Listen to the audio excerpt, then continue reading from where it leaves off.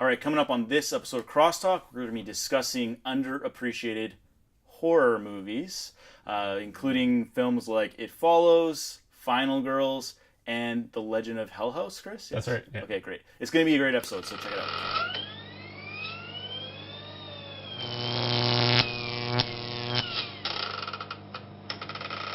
All right, we're back for another episode of Crosstalk.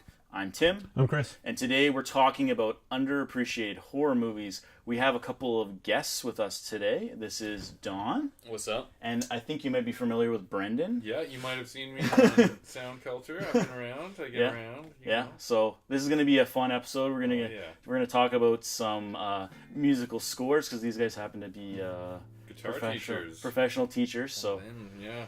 And pretty cool guys, as I think the shades allude. Yeah, I'll go with the character, but it's my other one's broke, so this is my only prescription pair right now. Fantastic. All right, so let's just get into it, Chris. Yeah. I think you can kind of start us off by maybe listing a movie or two that you really dig. Yeah, that maybe not a lot of people have seen. So a couple. Legend of Hell House, which is like, so it's in the 70s. I think it might even be, it's possible it's British, although I'm not entirely sure. It's been a few years since I've seen it. Yeah. It's a really, really great haunted house movie. And you know it's from the 70s because there's carpet on the walls. Yeah, shag carpet everywhere. So it's like, it's super dated in terms of aesthetic. It's a good way to soak up the blood, I guess. Yeah. So in terms of aesthetic, it's super outdated, but in terms of what it does, like horror-wise, and it's a nice slow burn. It's one of the best haunted house movies I've ever seen. Mm-hmm. And it's so great. I highly recommend it. Mm-hmm. And I think you've talked about it like once or twice before. I have, yeah. The other one that I maybe have not mentioned a lot is the Cropsy or The Burning. Right. So it's about it's a generic slasher flick almost. Tom Savini's in it actually. He does a lot of effects. He was in Dawn of the Dead, and he did makeup effects for Night and Dawn and Day. Mm-hmm. And also he worked on a lot of the Friday the 13th films. Right. So he plays the title Cropsy, who he gets burned in a fire, and then he comes back to this camp and starts killing teenagers. The cool thing about it is it stars in one of, if not his first acting roles ever, Jason Alexander from Seinfeld. George from Seinfeld is in it, and he has hair. And he's thin. And he's super young. That's like, okay. And it's from 1980. Okay. Really? Yes. Oh, that's cool. I that's like super weird to me too. But I've seen this movie recently where something very similar happened. You know, Boogie Nights? Yes. John C. Reilly's in that movie. Yeah. Right? Yeah. And I had never seen the movie before. And so he's in that as like a younger, thinner version of himself. Yeah. So it's like very like unnerving. Well, when you that's common for horror though. Like I know. Like Renee Zellweger and what's his name? Johnny Depp was in first Halloween, wasn't he? No, it was Nightmare on Elm Street. Nightmare on Elm Street. So Renee Zellweger that's right. I'm thinking from like Interstellar. Matthew McConaughey, yeah. They were both in Texas Chainsaw Massacre: The Next Generation. And then you got like Jennifer Aniston, who was in like Leprechaun. yeah. Yeah. Like stuff like, it's really, really common for like stars to get their start. The breakout role, right? Yeah. But anyway, I just thought I'd mention that because it's like he's super thin, he's got hair, it's crazy. That's cool. Yeah. No, it's great. I mean, I think what's underrated. Yeah, right. Just for that reason. I think what's great about like horror movies. I mean, we've talked about why horror movies are great before too, but I think what's great about underappreciated horror movies is that for that exact reason, you'll find like these gems inside of them, like characterizations, or you'll find themes, or sometimes like just the way that it's shot. Yeah. It can be like really like. I mean, personally, I like B-grade slasher movies. I like exploitation movies. Yeah. And so this accomplishes that in spades, and it's like the kills are fairly interesting. It's a paint-by-number slasher, but like how it gets there is kind of an interesting little flick. Yeah. So I think that's a great example. I mean, for me, mine are a little bit more like on the meta side. Like they're kind of dealing with newer themes. So I wanted to mention Paranormal Activity. Yeah. And I wanted to mention The Final Girls, which I've talked about at length on Crosstalk before. Like I swear we've talked about it. Like I've mentioned it 4 or 5 I've times. never even heard of that movie. What is Final Girls? So it's a movie about again, it's I don't know why we do this, but we'll talk about movies that talk about movies inside of them. Yeah. Okay. So it's about these horror movie fans, and one of them, her mom was in a B grade slasher movie in the 70s, and then she died In a car crash. In a car crash. Yeah. Okay. So she has this love of horror movies, and then she finds out that her mom's in one of these horror movies, and everyone like loves it. For some reason, it gains cult status. Yes, yeah. And then they go to see the movie with her in it, and they get sucked into the movie universe. And so they got to try and get away from the killer, like who's a take on Jason Voorhees. Okay. Taissa Farmiga is in it, Yeah. like from American Horror Story and stuff like And that. I think, yeah, I can't remember her name, but I know Adam Devine's in it. yeah. He's hilarious. He's hilarious in that movie. Yeah. Okay. From Workaholics. Yeah. Yeah, he is hilarious. Yeah. And anyway, so it's a really cool movie in the sense that it kind of addresses all these themes that often happen in 80s horror movies. And it leans right into the cliches, all the cliches that they do. Like, and they talk about how people die in certain ways, Yeah. and like they try to upend everything, but then they still have to forcibly like work their way through the tropes. yeah, So it's neat. It's a neat flick for that reason. And if you are a horror fan, I think you'll like it. And even if you're not a horror fan and you're trying to figure out like why people like horror, I think it's a great introduction to the topic of horror It can movies. be what it can do. Yeah. yep. Yeah, it's quite interesting. I watched it based on your recommendation actually, and I enjoyed it. So Yeah. Nice. And then the other one I want to talk about is Zombieland. And for me, that movie, and we talked about this when we talked about the history of horror movies, it kind of represents the step into the 2010s of horror movies, where like this decade is about really strong political and social issues in horror movies. Like horror movies generally exemplify their era, right? And Zombieland is kind of like the end of the aughts coming into 2010s, and it's one of those movies where it sort of talks about that like nihilism that kind of exists, but like also like incredible social activism. So you get a combination of like Woody Harrelson's character, who's like a nihilist, versus Jesse Eisenberg, who's like cares about everything, and how those worlds intersect in like political correctness and things like that. yeah, and different generations, like generational divides and stuff. And it's like all contained with this batshit insane crazy blood everywhere zombie movie, which is zombie kill of the week. I mean, like, and it's just wildly entertaining for that reason. So yeah, it was also one of the breakout roles of Emma Stone, I'm pretty sure. Yeah. She had that dark kind of gothic look, which I think got many people excited about that Emma style. Stone? Yeah, that style. She as an actress. Yeah, she later on would play more kind of preppy roles. Yeah. But she was definitely rough around the edges in that one. And then what was that child actor that was in it? She in Little Miss Sunshine. Yeah. Abigail Breslin. Breslin, Yeah, that's her name. That's her name. Oh, you beat Chris to the punch. Yeah. Easy. Wow. She was good in it too. The teen angst was real.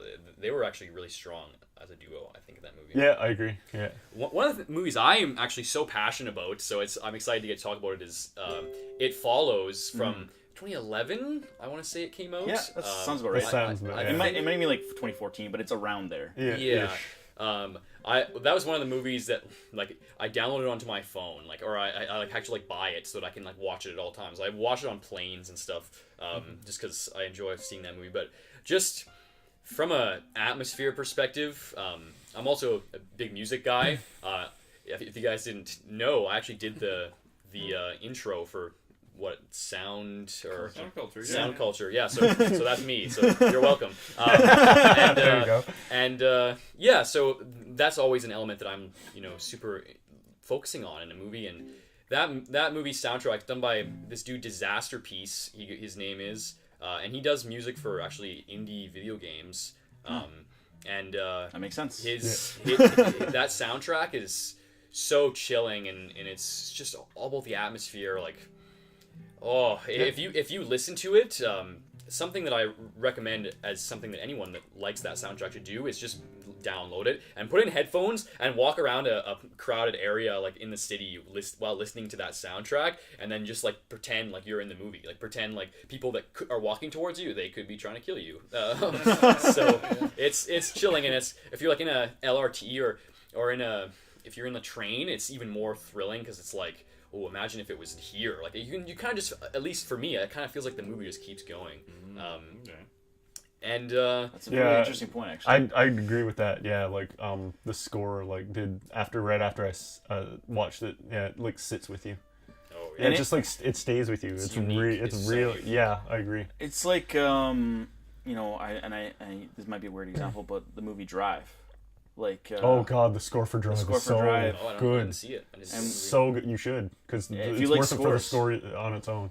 Sweet. what's the name of the musician there? Oh, I don't know, but the Yeah. score is just amazing. I should just ask Google really quickly. Hey Google, who does the score for Drive? My apologies. I don't Oh, she doesn't know. understand. Yeah, whatever. It's okay, we can Google. Useless technology. Yeah. Yeah, no, it's you'd check that one out just for the score alone. It's so good. Movie's great. Yeah, Score is oof, Kaczynski. It's Kaczynski. so good. Right on. Yeah. Yeah, no, that's a great example. I mean, I think another one that I really and I mentioned it already, but Paranormal Activity I think is a great example too, because we had that period of time in the aughts with like found footage that was such a common, prevalent Fad, thing, yeah. Yeah. and it Got a was lot of awful stuff. it was weird because this one was like definitely of that time, and definitely like he's clearly filming, but with intent. Yeah. Like the camera actually is a character in that story, whereas in the Blair Witch Project, it's sort of like, hey, we're gonna go to the forest, we're gonna film it. Like he was filming these experiences and like watching it on his computer and like talking about the audio track and talking about like, oh look, I like can hear something inside the audio. Like that movie again is sort of demonstrative of that transitional period, like where people are a little bit more not cautious, but a little bit more thoughtful about what types of horror films they invest in. It's also too like it almost seems real, because like it seems like it could happen, and it seems like, you know, it almost seems like you're actually watching what happened. Like life. Yeah, and he shot it like for something like 16 grand or something, and it made like So hundreds low and budget. hundreds of thousands, right, or millions or whatever. And yeah, it was just he shot it in his own house and like set everything up. And I think it's a credit to the acting too, how real it feels. Like those actors are fine. Like those performances are great. Considering that it is found footage, and you just think about it might be like almost easier to feel like you're on the spot if it was a found footage film. Like imagine you being an actor in a found footage film. It would be like that. It's almost like you wouldn't be acting, but you would be. And since their characters are just like real people, it's not like they're having to put on some. Yeah, it doesn't bother you. what they'll do, and they did this in Blair Witch famously, is that they'll have planned things that they'll do, and they just won't tell the actors. Oh, So like the scene where she's when they're in the tent, they get woke up in the middle of the night. They actually didn't tell them they were going to do that.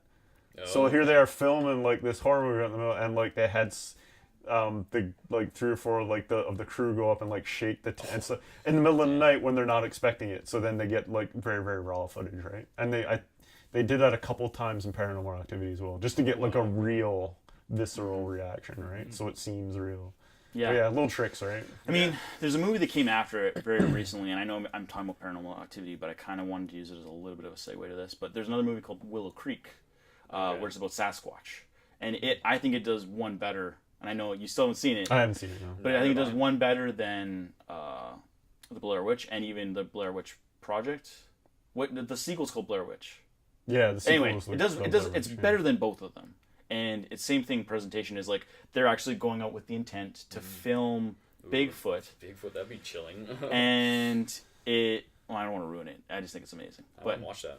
Yeah, I heard it's good. I've heard it's good things. but again, it's like you watch it and you think like, oh, it's just gonna be like these silly moments and like jump scares and stuff. But like they rely on audio so much in that film. Audio in horror specifically, audio is a great tool. Yeah. It really is. Yeah. Yeah, because you can make somebody feel like there's somebody behind them, or you can make somebody feel like the wind is blowing against them when it's really not, just with audio. Yeah. It's so great. Yeah. I think it's also kind of cheap sometimes. It The extent they use audio, because some of when you're sitting there in the theater and it's in a larger than life experience, and the jump scares happen and it's like boom, these loud crashes, and it's like that's different. Yeah, I'm talking about the more subtle use of it. Yeah, I know, but it's just like sound design in general. I really appreciate the movies that get those scary moments across in silence, or scary movies across with just the tiniest bit of audio, rather than the ones that like the cheesy jump scares. They're like scraping across a violin, right? Yeah, that's the James Wan style. Yeah, that's his method. I'm pretty sure. Exact to the T. Absolutely. So I mean, that said, I think those are some good examples of underappreciated films in horror. Yeah, there's a lot more out there. I mean, we could talk about this at length for hours. Yeah, I mean, we can be here all night. Even I mean, we talked about it obviously before we did the episode, but even just now within it, we're like, oh, what about this or what that? Or I did, but yeah, no, I'm thinking of more now too. But so you can easily go down that rabbit hole. Yeah, for sure. Absolutely. So I think with that said, we kind of covered it. Hey? Yeah, for sure. So, what do you think of our examples? Agree, disagree? Is there any more that you maybe want to give us a shout out in the comments below? Feel free to do so. Like and share the video, or even better, subscribe to the channel. Until next time, I'm Tim. And I'm Chris. And this is Crosstalk.